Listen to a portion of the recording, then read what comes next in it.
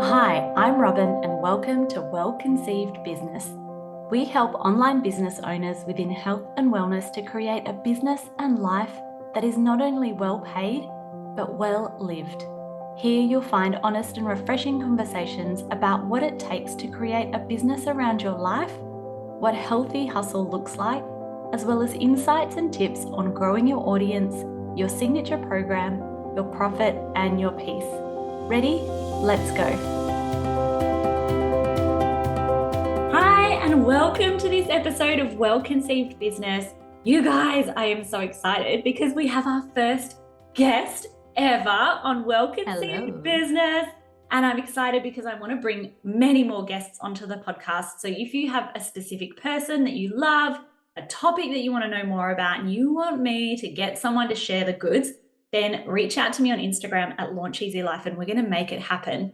So today we are talking to Elizabeth from Write or Die, and Elizabeth has been my copywriter before for my own sales content.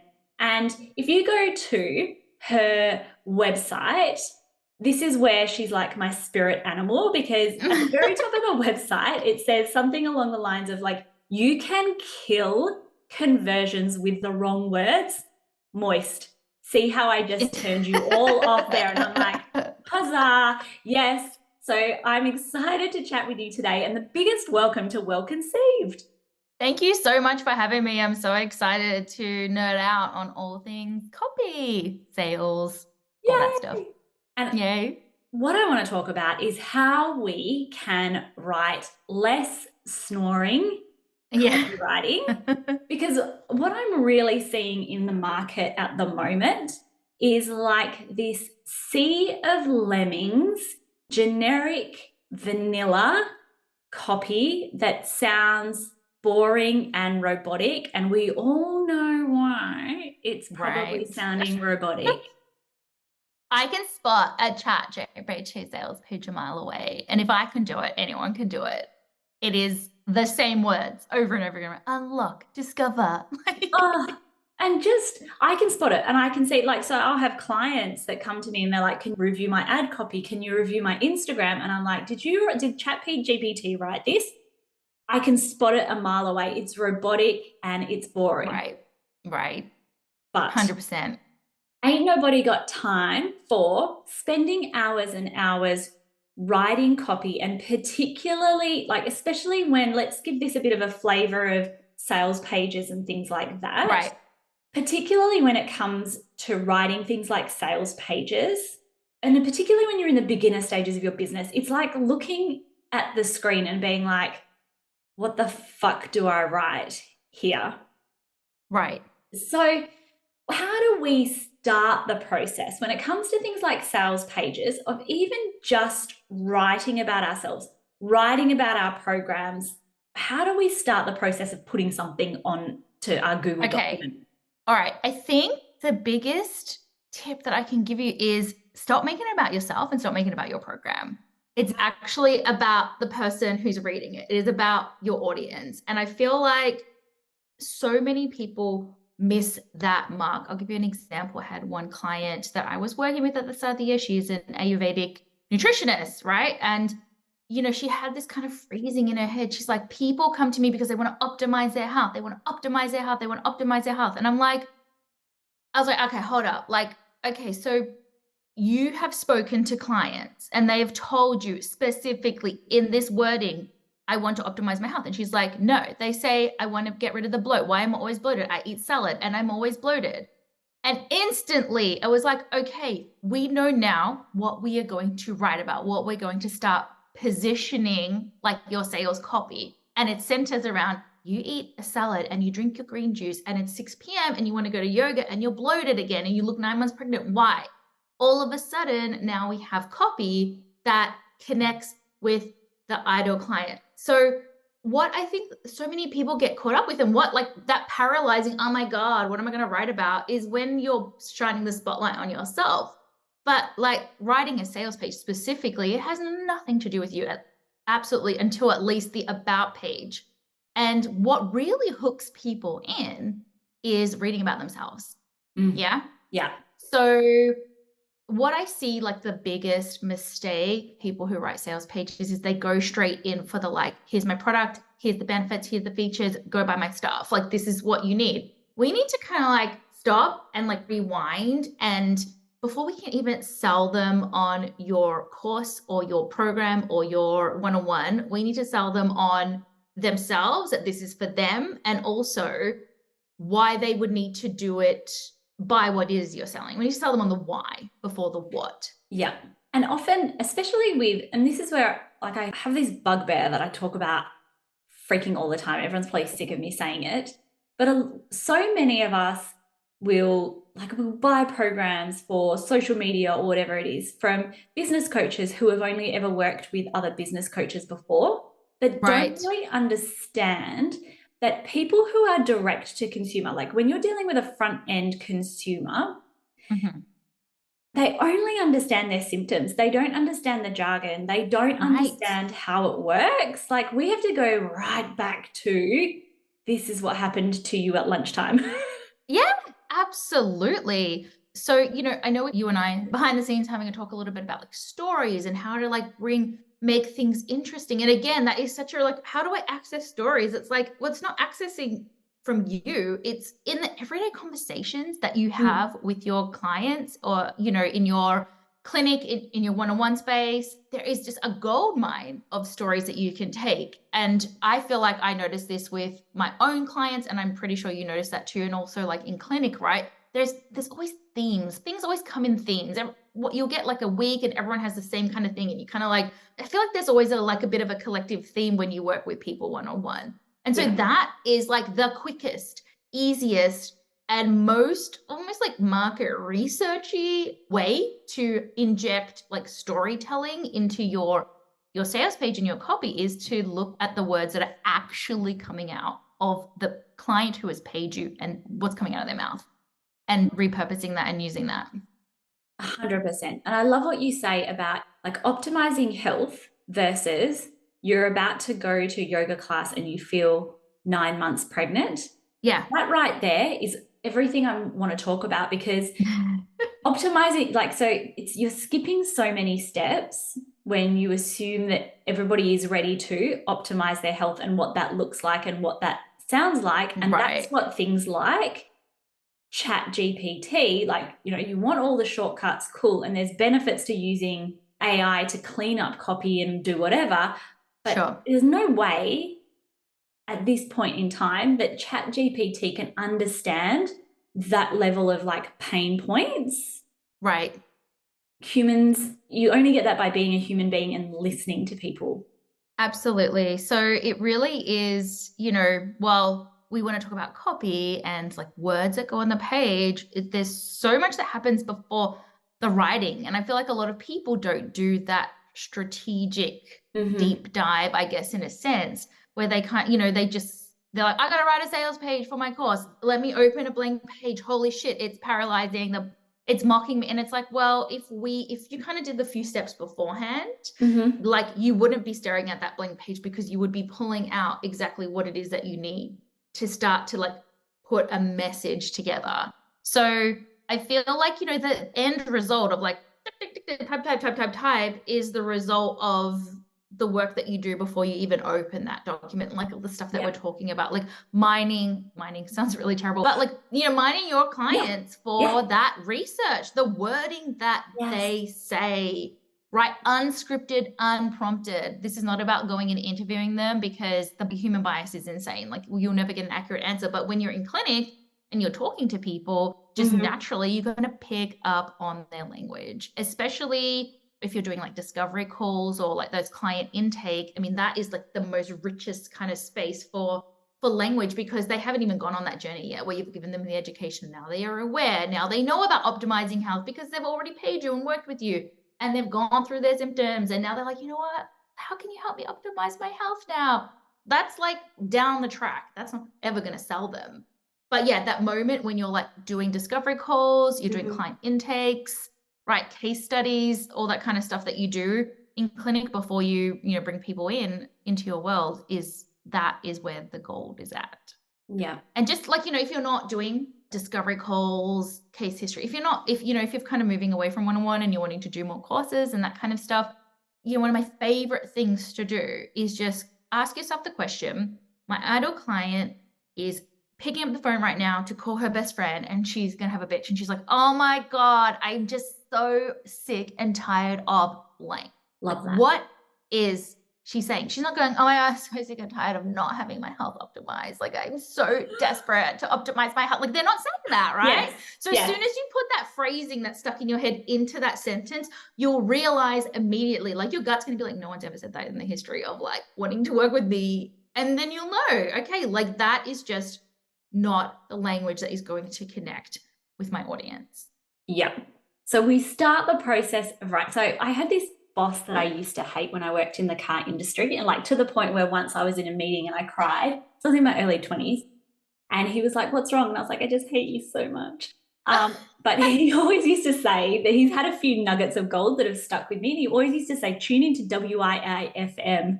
And I'd be like, yeah, thanks. So what's in it for me? Like, tune into, it's all about the client, what they're going through, what their symptoms are. So we start the process of writing about like something like a sales page by, really helping our audience see themselves in the shoes of our sales page. Right, exactly. Yes. And that really helps them like self-select as well. So one of my favorite things is to find out what's the problems. What is this? I call it the truth bomb. It's kind of like what is going on in their life right now, every day, that they're experiencing that problem that they're kind of like stuck in, and it sucks and they hate it. Like that is, the quickest way to kind of also be able to know, okay, well then where are we taking them as well? So I feel like you start with, there is a problem. There always is a problem. Someone is experiencing a frustration, a problem that they can't seem to solve, that your course or working with you one-on-one is going to solve. So starting there is always the best place to start for a sales page. Yeah. What are some tips that you have? Like when I look at your website, right? In order to build rapport with people, you need to have some personality. How do we, like, let's say I've written out my sales page, I've gone through the whole thing, and then I'm like, this needs more personality, more me. I need to be like, for people to be like, oh my God, yes, for her.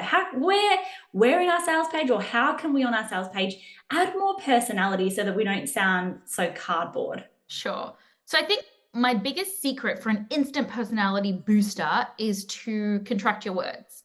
So you won't believe how many times I've had to review a sales page, rewrite something, and literally go in there and contract your words. You are becomes your, it is becomes its, they are becomes their, right? Like the moment you contract your words, you go from robotic zombie to conversational person that you would hang out with in a cafe or in a bar, and people read it that way. So that would be my biggest tip. And it is the quickest and easiest way to bring personality into your copy is to contract your words. So that's something that everyone can do. They can do it in 5 minutes. They can do it right after listening to this podcast. There is no need to do some sort of big branding quiz to figure out who your personality type is, what Hogwarts house that you live in. Like, you don't need to do any of that. You just need to go in and contract your words. So that's one thing. Like the second thing I can offer, which is maybe a little bit more advanced, is I like to add in tangents. So you've got all the essential information there. Now it's almost like, when you talk with someone and you've got all the essential information, you've added your personality by contracting your words to make it conversational. The next kind of layer is when you talk to someone IRL in real life, you go on tangents. Things kind of like take a little, you add in a little thing, you add in some extra information. There's a little like, oh my God, side note here. And I mean, this, you do need to be careful not to overdo it. But I find if something is a little dry for me and a little boring, I'll be like, at the end of the sentence, I'll be like, what kind of little tangent or little remark can I add in at the end here? Right? So I just sent out an email to my list today, and I had a little Harry Potter reference, and I said, yes, I will reference. Yes, I am a geriatric millennial, and I will reference Harry Potter in my work. It's in my DNA. And that wasn't there originally, but I was like, how can I just add a little bit more personality to delight someone, right? And that's kind of what it is. When you think about adding personality, it's about going, how can I just delight my reader a little bit more? What can I add in that gets a little corner of a smile on their mouth and delights them? Like that's all you kind of want to do. So it's not like oh my God, how am I going to like showcase who I am? Because like, I mean, you can't. You're a big multi-dimensional person. You can't, there's no way on a sales page or in a sales email, anything that you can show the full breadth of who you are as a human. I mean, that's asking too much. But if you can just like narrow it down to like, what is one thing that I feel like would delight someone as they read this? Yes, I love that. That's all we're looking for. Just little kind of sprinkles of delight. Yeah, I find it really hard. Like everyone's like, find your voice online.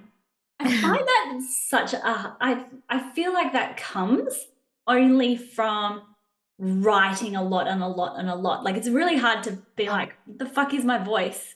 I know, 100%. I have a blog post called How to Find Your Voice, and spoiler alert, you never lost it. You never lost it. It was already there. You just copied too many people.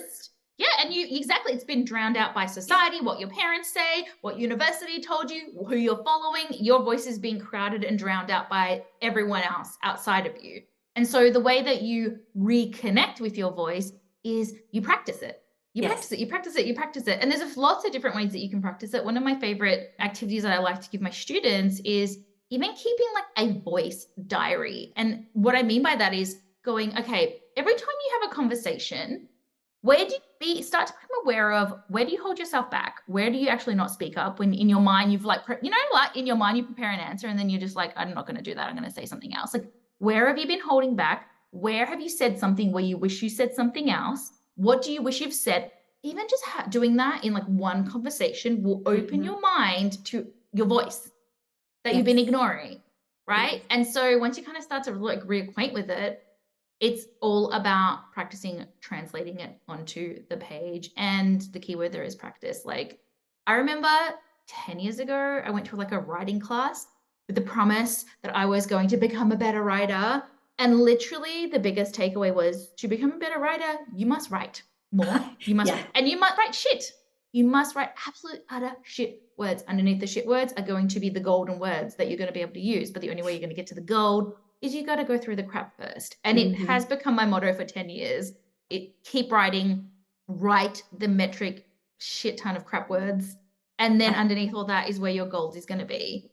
So I'm sorry, there's no real magic pill to getting better at it, but doing it. 100%. And it's like interesting that you mentioned that about finding your voice and where you're holding back. We just published an episode on how to deal with trolls and triggered people. And one of the things that I wrote was like, if all you're doing is holding back everything that you think, it's another way that you drown into the sea of vanilla and never stand out and never succeeding. So many 100%. People that we work with are stuck in, like, it's not even, you know, like people think they're scared of failing. So many people are also scared of succeeding because they're scared that succeeding might mean that they'll get things like trolls. So therefore they sit in a sea of things of nothingness, bland AF, and therefore they don't have any personality. They're not deeply attracting anybody with the way that they write. So I love that you say, like, where are you holding back? Right. And this really ties into, I mean, personality is one way to add delight and sprinkle you into your copy. But the other piece, which about kind of finding your voice, goes a little bit deeper about like having opinions, because that's what makes you unique as well. Your worldview, how you've grown up, what you've learned, your style, your quirks, what you've been through, your environment, everything makes you unique. All of that makes you unique. And that also builds your opinions as well and how you perceive the world and how you know, what you think and feel when it comes to your industry and what it is that you're selling and how you are treating people. And like parting that sea of sameness is kind of like elevating yourself out of that like generic to becoming a thought leader. And that's when you express your opinions and start having opinions and being daring enough to like put them out there into the world. Yes. And that's scary. That's scary to like have an opinion. You know, I feel like having an opinion actually is only scary if you're just kind of like flinging it around like left, right, and center, right? The way that I teach kind of like writing opinion pieces is that you always need to justify why. You can say anything that you want online as long as underneath whatever you say, you justify it, you double down, you explain, you justify, And that way you can own it, right? So I feel like a lot of people are really scared to make a bold claim on something that they believe to be true. But that's because you're not doubling down on explaining and justifying why do you believe it to be true. And also here's why, and here's the justification, and like another explanation, and an explanation as to why. I like to kind of like think back to in high school, we had to do debate in English class, right? And the only way that you could win a debate was when you justified, explained, you did the research, you had it all, and you laid it out for people. So whatever side the teacher put you on, whether it was for or against, you had to go and make that argument for it. So I guess it's like reminding yourself that that it's not just about throwing out a random opinion and then going like flying on the seat of your pants. And then, you need to be able to say something that obviously is that you fully believe, and you can justify it. Yes. And explain it. That's like, that gives you the backbone. That's your like backbone to be able to go out there and have your opinions and share them with the world and become known as a thought leader and elevate out of sea of sameness. Yeah. And that's what makes you compelling as well, I think, is to have opinions and beliefs of what you think, is, I guess, the right way or the solution. So we've written a sales page. What I love about sales pages, maybe you get it written by someone like yourself, maybe you write it yourself. What I really love is that then you can pull out pieces of that and use in like everything else. You can use it in your emails, you can use it in your social media and things like that. So if we're looking at a sales page as this big cornerstone piece of content. So you've obviously seen like a buttload of sales pages now. Yeah. Are there some common themes of things that work well or mistakes that, like when you've seen someone DIY it, mistakes that you see again and again? Totally. Okay. I feel like my brain's like, here are the top 3. Okay. The biggest mistake that I see a lot of people make is they skip over the emotional element. They skip over that, the stuff that we spoke about at the start of the episode. They skip over building an emotional connection, painting that picture, telling that story, getting someone to identify themselves in your copy and going, oh my God, this is me. Oh my God, she's writing this for me. Oh my God, are you like a fly in my room? Like, how do you know? Like, you wrote this just for me, right? Like, we need to get that before you even tell them like what it is we're selling. And so a lot of people actually start their sales page, which I call like that second half of the sales page, which is, here's my offer, here's what it will give you, here are the modules, here's what's included, here are all the bonuses, here's how much value it is, right? But that is all really great and logical, and it does form part of the sales process. But people buy based on emotion and then use logic to justify that initial emotional response that they have. Yes. So you're losing out on a lot of sales by not working the emotional response and only going straight to the logical elements. Yeah. So I would say most sales pages out there, like the number one mistake is you've only got half a sales page. You got your bottom half of your sales page. You actually don't have your top half of your sales page. Literally, that's how I view it. That's the bottom half. Yeah. And then there is a top half. Yeah. Yes. So that would be the biggest one. And I think the culprit, I guess, if I was to blame, is like template your sales page into a Kajabi template or some other template that you've brought that, the designers have really skimmed over the need for the emotional connection. So I see a lot of sales pages who are in templates that have like, imagine, tick box, tick box, tick box. And that's all they have for that storytelling, like that kind of connection building piece. And so I feel like I can blame templates for that. So I think it's fine to everyone uses templates, but you need to hack those templates to make sure that you are doing that emotional work and connection with someone on your sales page before you get to that logical sales pitch.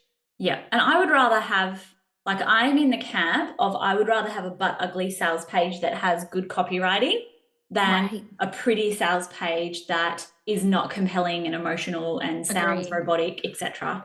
Like I agree, but where I bias, no. But it's true. Like, how many butt ugly sales pages have you seen in your lifetime? And they sell. So yeah, some of the biggest sales pages that I see, like salespeople that I see, have like Times New Roman, red and blue, and like was made in Word in 1990 sales pages. I know, and they work because the copy is on point. Yeah. So are there any other mistakes that you see people make and you're like, someone please spread the word to stop doing this?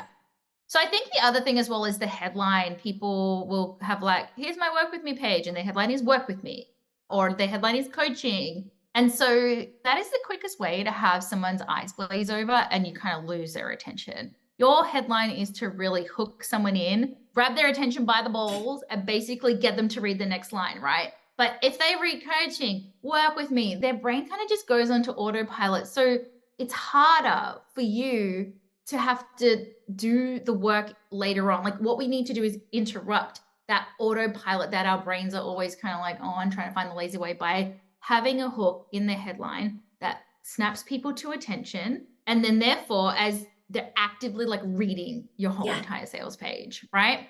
So I think that's another element that is people just kind of like don't bother with.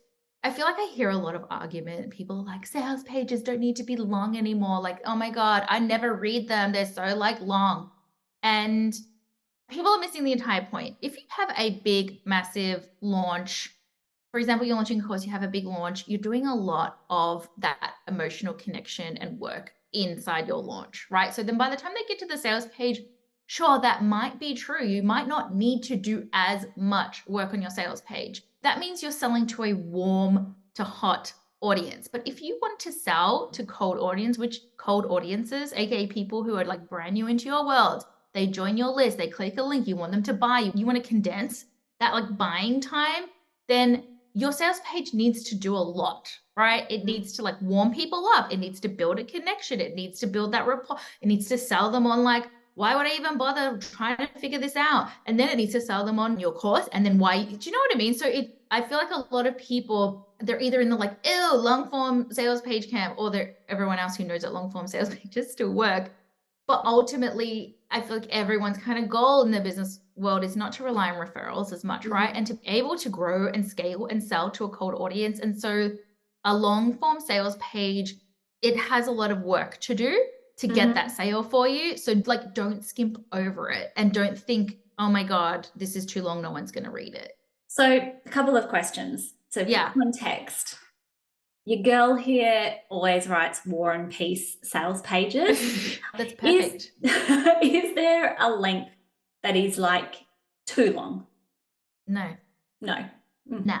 I like you even more. Like literally I write long sales pages. So I'm definitely going to take your advice about condensing some of my text, and I'm going to do a review after this. But then my next question is, so for those of you, maybe you're in Launch Easy Life, maybe you know a lot more about like how to move people through a launch from cold to warm.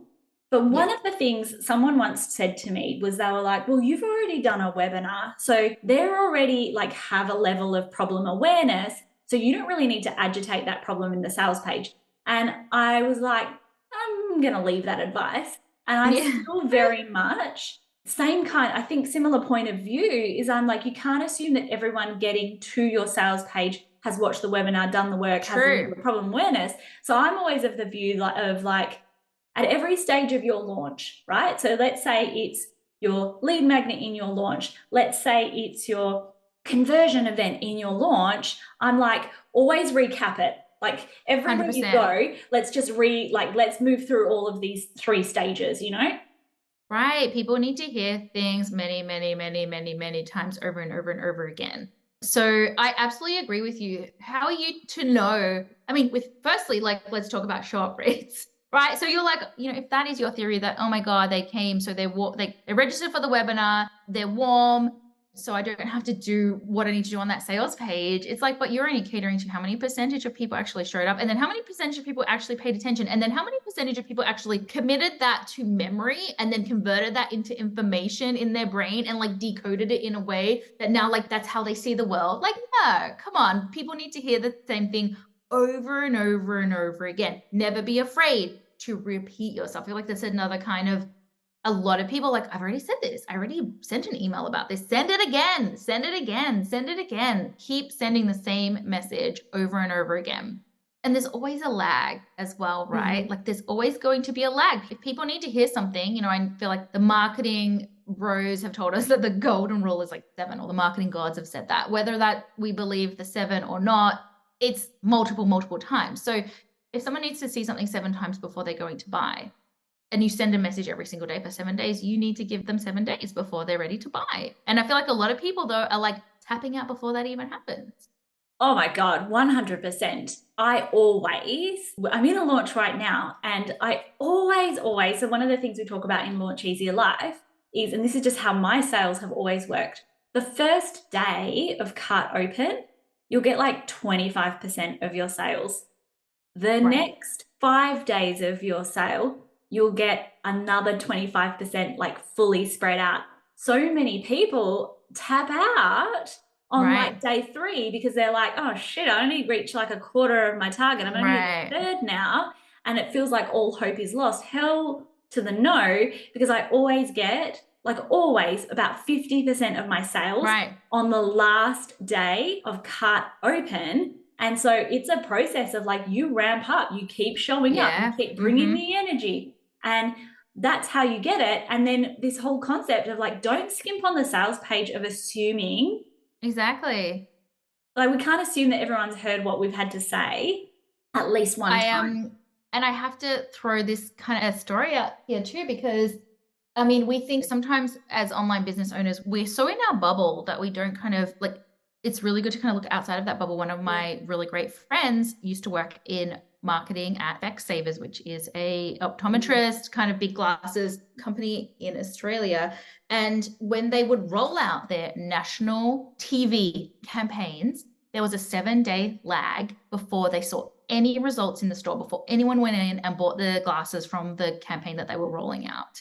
And this is like spending multiple millions and millions of dollars across national TV, broadcast, billboards, campaigns. And they knew this, no one shows up in store and we don't see the result for at least 7 days. So I feel like, yeah, we're so quick to jump the gun as like online business owners. We're like, oh my God, no, it means that I'm shit and I'm terrible and I'm unworthy. But like, look at the giant corporates that still experience the same thing that we do. We're not any different just because we're a small business owner. We just need to know that this is the reality of it. And so like continue to show up. 100%. And I think there's a real, not to go off on too much of a tangent, but I feel like there's a real messaging shift in the industry right now that perpetuates that it's really easy to go from like $0 to $100,000 in 4 months of starting your business. And I'm like, no, like when we teach in Launch Easy Life, we're like, you might make $1,500 from your first launch, but your effort compounds. Right, 100%. You've done the work, so you can kind of rinse and repeat and tweak and keep showing up. And like you said, the effort that you put in the beginning is less and less. You don't have to spend as much effort to get more and more, right? Yes. All right, we are going to go through and start some exciting things, including a speed round. Okay. But before we go on to our next steps, are there any other tips that you have for people when they're implementing copywriting, like from today? Okay, so I think my biggest thing would be connecting your copy goals with your business goals and your audience. So again, it's like taking that focus of like, what's my story? What do I need to say? And flipping it back out and go, okay, well, my business needs to sell X amount. So I need to talk to this audience. What do they need to hear from me? So I feel like if you flip it outwards from away from you and what you need to do and what you need to say and the stories you need to tell, automatically you're going to elevate your copy to resonate with the right people and build that connection with the right people. So I feel like instead of it being me, oh my God, freak out, it's what do they need? Yeah, I can show up for my people, right? Like, I feel like that's probably one of the biggest kind of like shifts that you can make. I feel like contracting your words is super simple, super easy. It's an instant personality booster that you can add to your sales page that makes it go from robotic zombie to a conversational human being. Yes. And I think the other thing is just having a think about like building an emotional connection with your audience. So just at every kind of point, how can you connect with them? How can you build that emotional connection? Because remember, people buy based on emotion, then use logic to justify that initial emotional response. Yep. So step 1, emotion. Step 2 is the logic. Love that. Exactly. And now, before we get to our speed round, I would just love to give you a bit of a shout out, and I'm going to get, because I don't want to fuck this up. I want you to let everybody know, like, number 1, where can they find you? Where's the best place for them to connect and learn with you? And what kind of things like do you have that they might be interested in? Sure. Okay. So the best place to connect with me is my email list. That is where I show up twice a week. I give my best value there. I'm very sketchy on socials. So the best way to do that is come over to my website, www.writeordie.co. And there's a little opt-in form there. You'll get some goodies when you opt in. So join my list and get emails from me. That is the best place to do that. And on there, there's ways that you can work with me one-on-one. And I'm also kind of like cooking up a few fun little DIY courses as well at the moment. So if you basically get on my list, you get you get in the know. So I feel like that's it. Yeah. Cause I'm like so sketchy on social. Yeah, but I still love it. Like, again, the whole concept of personality, like, I mean, you expect that from a copywriter, but I love, the personality, the use of words. Yeah. So you're right. Exactly. Follow Elizabeth on socials. Feel free to. Yes. And so you do things like you do sales page reviews, sales page creation. So Elizabeth created like a whole launch email sequence and a sales page for me in one of my programs. And you have a content retainer now. And what I just wanted to say about this is when you get those hero pieces of content, it gives, sometimes you need that, I guess, oomph to get started, because then that gives you like bits and pieces to continue on with as well. Yes. So are you ready for a speed round? I am. I'm so excited to do this. I used to do it with the Fertility Warriors podcast as well. Okay, so favorite business book? I don't have one. I was like, oh my God, I literally don't read business books. I'm like the worst business owner. I read rom-com. I'm a rom-com author as well. So I just read rom-com books. Are they steamy? My ones are not as spicy as you would like want. Yeah, mine's all about, I'm a banter sexual. Mine is all about the banter. Oh, I love that. Okay. Do you have a learn from my fail moment that you can share from your business journey? Yeah, I think we kind of touched on it. I think there's always a lag when it comes to results. And I learned for my own business that it takes between 4 to 6 weeks for my audience to take action if I disappear or ghost them, if I try out new messaging, if I want to launch a new thing. So basically just keep going. Like, I know for me, I need to give people 4 weeks. So like you got to go through the 4 weeks of quiet and crickets till you get the end result. So I know that for me, for my business. But you know what? I have big love heart eyes for that. And you could see me, if you were looking at this video, you would see me nodding along, because I always say marketing is a lagging indicator. And I say what you do today is what's going to affect you in 90 days. So people come in and they're like, I stopped posting on socials, but I'm still getting discovery calls. And I'm like, wait for 90 days. And so it's what you do now that impacts what happens in 90 days. Do you have a piece of software that you would give an MVP award to? I do love lead pages. So I'd probably say lead pages are really great for opt-ins and conversions, kill it every single time. So I've been a loyal lead pages user forever. Love that. Do you have a favorite quote? I thought about this. I feel like everything is working out for me. More like a mantra, maybe more like an affirmation. Still love it. And do you have any last messages or words of encouragement for our audience before we leave today? Absolutely. I think, copywriting isn't just for tortured emo artists or wannabe rom-com novelists like myself. It's totally a learnable skill. And the way that you get better is to practice. I love that, Elizabeth. Thank you for being our very first ever guest on the Welcome. Thank you for having me. Podcast. Such a pleasure having you. And everyone, I cannot wait to speak with you next week. We are done with the meat and potatoes of this episode, but I am not letting you go just yet, my friend. Before you jump off, I have 3 quick things that I would love to share with you. Number 1 is thank you so much for listening today. If you'd like to hear more about growing your visibility through Instagram, podcasting, or Pinterest, creating or launching or growing your signature program, automations, or many more online business nuggets of gold, pause now, hit that subscribe button, because we are here for you weekly. Number 2 is if you would like to learn more about working with us and joining our signature program, the Well-Conceived Mastermind, which is unlike any mastermind you've seen before, check out our show notes below and you will find all the links to join the waitlist or sign up and join the mastermind now. And number 3, lastly, if you do nothing else, make sure you come and find us on Instagram for daily behind the scenes and hugely savable and value-packed content. You will find us at Launch Easy Life. Well, that's it from me today. Now go out there and create your well-paid business and your well-lived life.